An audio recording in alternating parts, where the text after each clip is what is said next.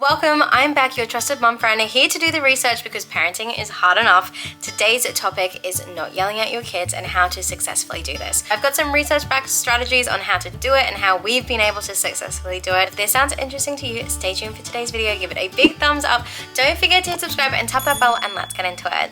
To begin with, you are going to create some family core values. Now, this is really important in grounding your family as a community. Research has shown that families who have core family values are going to have deeper emotional connection with each other and better communication. To figure out what your family's core values are, it's suggested that it's good to sit down as a family and to discuss what are the ways that you feel connected and loved by one another. As parents, we've created our core value and we've had it for about 2 years now, and it comes down to two simple things. And we have found since implementing these core values, it has helped us to be grounded and we're not having to raise our voice and yell, and everything comes back to our core values, and that's that the Rashidis are loving and the Rashidis are respectful. It's really important when you are dealing with children that you actually write things down and put it on display so that way you can refer back to it. In the teacher world, we call this an anchor chart. We have our family values on a love heart poster because the Rashidis are loving and respectful,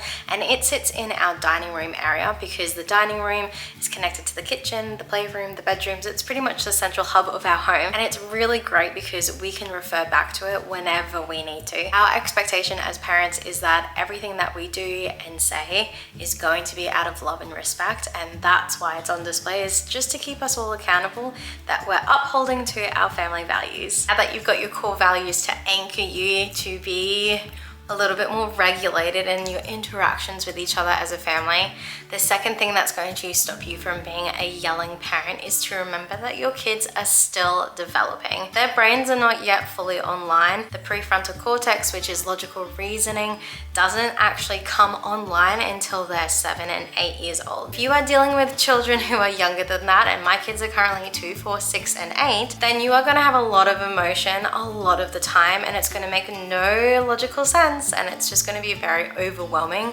and it's very easy to get caught up in that reactive state and become easily frustrated and therefore feel like you need to just grouse at them. But to be a calm, regulated parent, you really do need to remind yourselves that they are doing the best that they can, and every behavior is communication. Even though it may feel like they're being disrespectful or selfish, or when they're just dysregulated, try and get to the heart of why are they doing what they are doing. For our toddler who is only 2, maybe they have a dirty nappy. It could be the fact that they are overstimulated, they're tired, they're hungry, maybe they just need some chill space. And as the parent, you have to kind of be a detective and figure out what is that behavior actually communicating, because 9 times out of 10, they are not being mean on purpose. So the first tip is to pause and observe. Research says it's really good just to take that step back, take a breath, and try and figure out what the unmet need is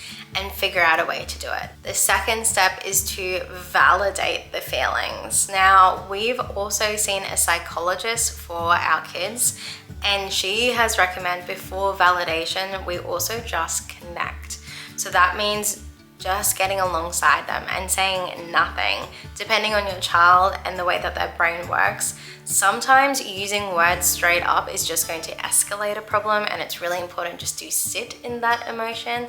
If they are a child that you can validate and then figure it out, then by all means do that. But for those of us who do have children who their emotions are exponentially heightened, the strategy that we are working on is called heart to heart, where we just sit and we are just connected in order to regulate. And the kids still use our nervous system to do that. So sometimes connecting before validating is a really important step. So I just wanted to add that one in. Now remember, every feeling is valid. They are allowed to be upset, angry, overjoyed, tired, cranky, scared.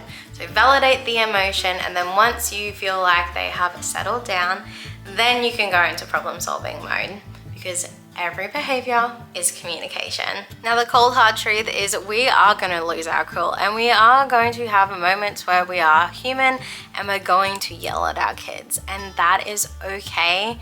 to acknowledge the fact that we are not perfect parents, but the main key element in all of this though is the restorative chat afterwards. And that's the third tip on being a non-yelling parent, is to make sure that if you do and your emotions get the best of you, just like they can get the best of our kids, that we have that conversation with our kids, acknowledging the fact that we shouldn't have yelled, that we should have done a regulation strategy, and to take ownership that it's not okay to lose your cool and it's not okay to be reactive in a situation, and that you reconnect with them, because if you've yelled at your child, they're receiving your paint that you are splattering onto them, and they're trying to figure all of their emotions out as well.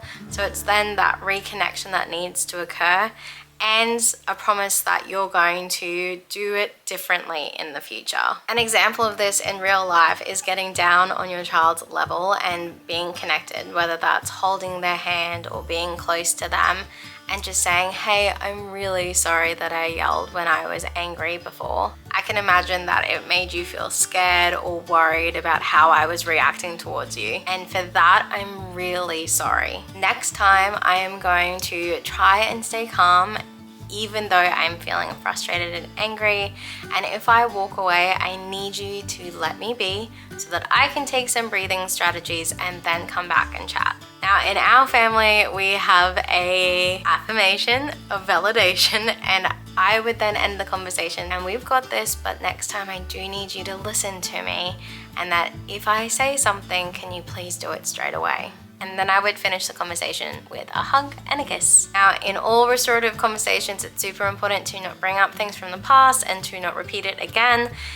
It's just a key way for them to see conflict resolution strategies in play and to find out what a healthy relationship is in owning your actions and acknowledging how it may affect others in the relationship. Let's talk about regulating strategies. Like in all things in life, prevention is better than a cure. What are our tools in our tool bag that can help regulate us when emotions are high? The first of these is called the parenting pause. Now, this is a very simple technique of literally just taking a timeout for you. It is fine for you to leave the situation, calm down, and come back to it, because the more fuel that gets added to the fire, the bigger the fire becomes. Now, this can be really tricky when you have toddlers who will literally follow you scream crying as you try to remove yourself from the situation. I then go to is the toilet, because it is a locked door, and I also have sound cancelling headphones. Whatever works for you, find a way to remove yourself from the situation and to do some deep breathing. When you go into fight, flight, and freeze, it's really important to calm yourself down again, and making sure that you get that really good diaphragm breath in and then release it out. It's really important to remember in those high tense situations that being reactive back may feel good for you to get a release, but it is not productive in the situation. So being able to calm your nervous system down by doing some deep breaths and lowering your heart rate is really important and shows them how to be emotionally regulated. There are lots of breathing techniques that you can do. You can do a breathing waltz where you go in for 3, out for 3, in for 3, out for 3. My psychologist has always told me that if I get a yawn at some point, I've really calmed down my nervous system, which is great.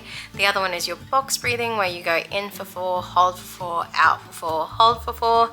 You can do star breathing, where it's the similar situation where you work around the points of a star. You can pretty much Google breathing exercises or breathing regulation, and there'll be a whole heap of templates. I have them in my classroom, even like the figure of 8, where you breathe in and then out, and then in, then out.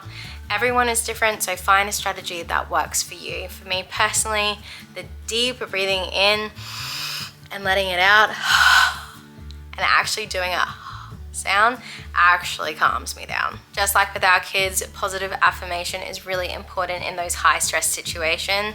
Don't do negative stinking thinking. Try and affirm yourself that you've got this, that you're doing your best, that this moment will pass and it's okay. It's not going to last forever.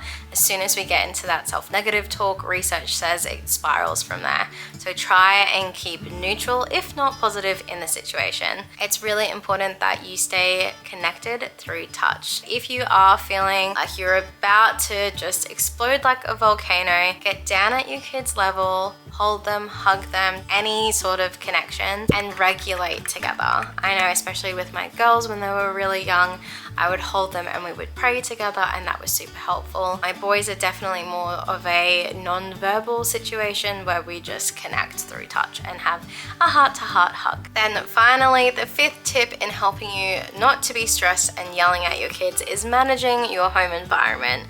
I know that if we are rushed, it is harder to stay cool, calm, and collected. So make sure you are allowing enough time for you and the family to get ready to leave for events.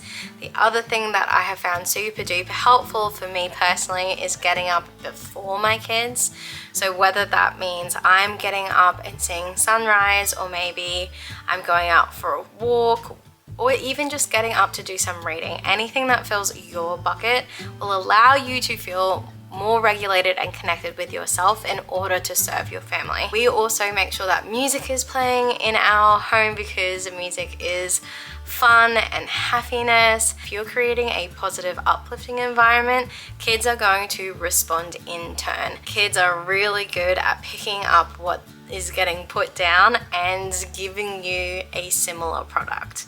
If you found today's video helpful on being a non-yelling parent, please give it a big thumbs up. Don't forget to hit subscribe and tap that bell, because this parenting gig doesn't come with a rule book. We only have each other. And here on the end screen, I've picked 2 more videos just for you, so keep on watching.